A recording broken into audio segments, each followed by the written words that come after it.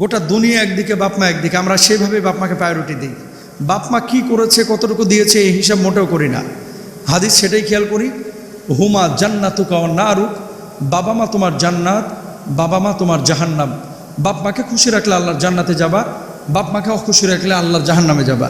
এক ভাই লিখেছেন, আপনারা বাপ মার খেদমত নিয়ে এত কথা বলেন, আপনি নিজে কি আপনার বাপ মার খেদমত করেন?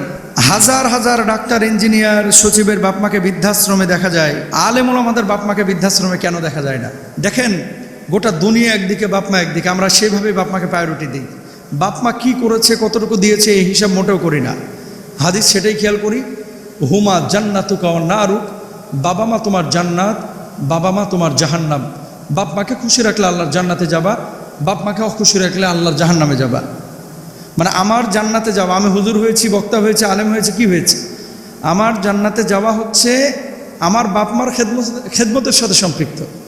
এবং নবীজি বলেছেন, আল জান্নাতু তাহতা আকদামিল উম্মাহাত, মায়ের পায়ের নিচে সন্তানের বেহেশত। কোরআনুল কারীমে আল্লাহ তাআলা বলছেন, ওয়া আবুদুল্লাহ ওয়ালা তুশরিকু বিহি শাইআ ওয়াবিল ওয়ালিদাইনি ইহসানা। আল্লাহর ইবাদত করো, আল্লাহর সাথে কাউকে শরীক করো না, আর বাপ মার খেদমত করো, বাপ মার সাথে সদাচরণ করো। দেখেন, নামাজ পড়া যেমন ফরজ, বাপ মার খেদমত করা তেমনই ফরজ। সুতরাং আমি এখন বলেছেন কোন তরিকে আমি বাপ মার খেদমত করি। ঢাকায় আমার বাসা আছে, আব্বা আম্মাকে আমি ওপেন নিয়ে এসে 12 মাস রাখতে চাই। এখন আব্বা আম্মা গ্রাম চুজ করে, তারা পছন্দ করে, তো বাপ মা গ্রাম পছন্দ করে, গ্রামে থাকতে চায়, আমি তো জোরাজোরি করতে পারি না। আমি জোরাজোরি করেছি রাখার জন্য, এখনও ওপেন আছে যে আপনাদের খেদমতের কোনো ত্রুটি হবে না, আলাদা রুম থাকবে, আলাদা খাবার দাবার থাকবে, আমি যা খাবো তাই খাবেন, চিকিৎসা সব কিছুর দায়িত্ব আমার। কিন্তু বাপ মা গ্রাম পছন্দ করে, তারা সেখানে থাকে, ঢাকাতেও আসে, এখানেও থাকে। প্রতি মাসে তাদেরকে আমি অ্যামাউন্ট পাঠিয়ে দিই তাদের খেদমতের জন্য, নিজেদেরকে সার্ভ করার জন্য যতটুকু পারি। এখন আমার বাপ মা তো আমার উপরে খুশি। আপনি জিজ্ঞেস করেন গোপনে, যারা চিনেন আমার বাপ মাকে ও রাজশাহীতে, জিজ্ঞেস করেন যে আমার বাপ মাকে, আপনি আড়াল থেকে জিজ্ঞেস করবেন, দেখবেন যে তারা হ্যাপি। কারণটা কি?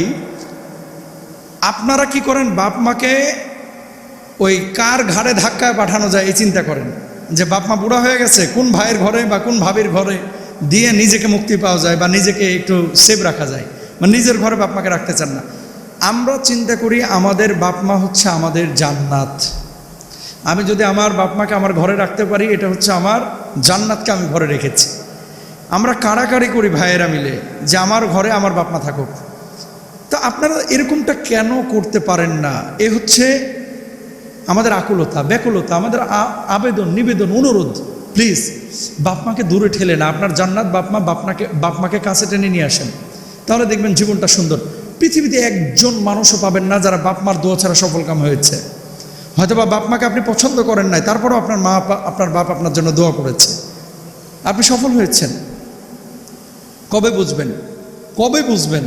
কোনো বাপ মা যদি তার সন্তানের প্রতি সন্তুষ্ট থাকে, এই সন্তান কোথাও আটকাবে না। 2 নম্বর একটা বিষয়, যে আলেমদের বাপ মা কেন বৃদ্ধাশ্রমে যায় না? সহজ উত্তর, আলেমরা বড় সচিব না, আলেমরা বড় ডাক্তার না, আলেমরা বড় ইঞ্জিনিয়ার না, হিউজ পয়সাও কামাইতে পারে না, কিন্তু মনে করে যে এই বাপ মা হচ্ছে আমার দোয়ার ভাণ্ডার, এই বাপ মা হচ্ছে আমার টাকা কামানোর ভাণ্ডার, এই বাপ মা হচ্ছে আল্লাহর কাছে আমার মর্যাদাটাকে উন্নত করার হচ্ছে ভাণ্ডার। এই জন্য তারা বাপ মার কাছে কি করে, নিজেকে সবসময় নত করে, দেখভাল করে, সম্মান ইজ্জত করে। বাপ মাও তার জন্য দোয়া করে। এবং বাপ মাকে যদি কেউ এই ধরনের রেসপেক্ট করে, সম্মান করে, সেই বাপ মাকে বৃদ্ধাশ্রমে পাঠানো মানে নিজের জান্নাতকে বৃদ্ধাশ্রমে পাঠানো। আপনি বললেন না যে হুজুর তাহলে বৃদ্ধাশ্রমের বিপক্ষে? আপনি মোটেও না। অবশ্যই বৃদ্ধাশ্রম দরকার আছে। যাদের ছেলে নাই, মেয়ে নাই, দেশে কেউ নাই, তাদেরকে দেখবে কেডা? কাউকে না কাউকে তো দেখতে হবে। এখন তাদেরকে দেখবে হচ্ছে বৃদ্ধাশ্রমের এই যারা দায়িত্বশীল তারা। কিন্তু ডাক্তার, ইঞ্জিনিয়ার, সচিব যারা আছেন, আপনি শিক্ষিত হয়েছেন, আপনি মানুষ হতে পারেন নাই, তাদেরকে বলছি যারা বৃদ্ধাশ্রমে বাপ মাকে পাঠিয়েছেন। নামাজ পড়া যেমন ফরজ, রোজা করা, হজ করা, জাকাত দেওয়া যেমন ফরজ, বাপ মার খেদমত করাকে আল্লাহ রাব্বুল আলামিন তেমনি ফরজ করে দিয়েছেন। এই জন্য কলিজার টুকরা ভাইয়েরা, বোনেরা, প্লিজ বাপ মাকে নেগলেক্ট করে, বাপ মাকে বৃদ্ধাশ্রমে রেখে আল্লাহর ঘর মসজিদে সিজদা দিয়া জান্নাত খোঁজা, এটা পাগলামি। কারণ নামাজ পড়া যেমন ফরজ, বাপ মার খেদমত করা তেমনই ফরজ। আজকে আমি মানে অনেক মানুষকে চিনি ইউরোপ, আমেরিকা এবং বাংলাদেশে, যারা বাপ মার দোয়ার কারণে আজকে এত বড় বড় জায়গায় তারা চলে গিয়েছে, শুধু নাগরিকত্ব না, কিন্তু লাখপতি থেকে কোটিপতি হয়ে গেছে মায়ের দোয়ার কারণে। এমনও লোক পেয়েছি, তাকে জিজ্ঞেস করেছিলাম যে ভাই আপনার এই উত্থানের পেছনে কারণটা কি? তিনি এক বাক্যে জবাব দিয়েছিলেন, হুজুর আমার মায়ের দোয়া। এই জন্য আসুন বাপ মার দোয়া নিই, বাপ মাকে সম্মান ইজ্জত করি, বাপ মাকে ভালোবাসি। আল্লাহ তাআলা তৌফিক দান করুন, আমিন।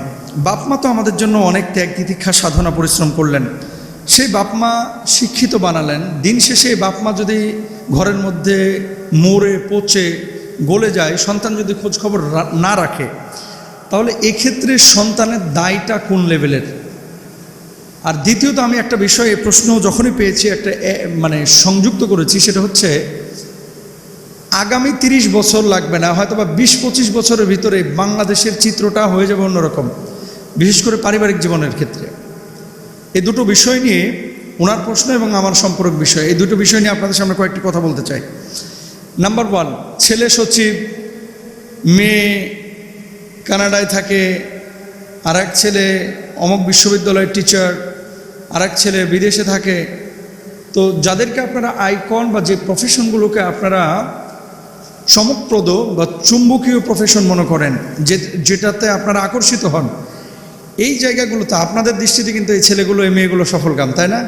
এই জায়গাটা যদি অবস্থা হয়ে থাকে, তাহলে যারা অশিক্ষিত, বইয়ের জ্ঞান যাদের নাই, এই সমস্ত মানুষগুলো কোথায় যাবে বলেন? শিক্ষিতরাই যদি অবস্থা। এই জন্য আমি প্রায় আলোচনায় বলেছিলাম যে শিক্ষিত হওয়ার আগে মানুষ হন, মানুষ। আমাদের বাবা মারা জিপিএ 5 পাওয়ার পরে মেয়েও নাচে মায়েও নাচে। জিপিএ 5 অথবা বিশ্ববিদ্যালয় অথবা অনার্স শেষ করেছে, মাস্টার্স শেষ করেছে, এগুলোকে মানুষ মনে করে যে আমার ছেলেটা মানুষ হয়ে গেছে, না। এবং আগামী 30 বছরের মধ্যে বাংলাদেশে এই যে বাপ মা ঘরের মধ্যে পড়ে লাশ গলে পচে থাকবে, এটা অহরহ ঘটবে।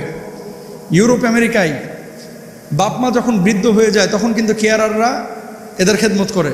যারা কেয়ারার, সরকারিভাবে কিছু খাদ্দামা অথবা সেবিকা সেবক নিয়োগ দেওয়া হয়, এবং এরা এই বুড়া বাপ্পার খেদমত করে।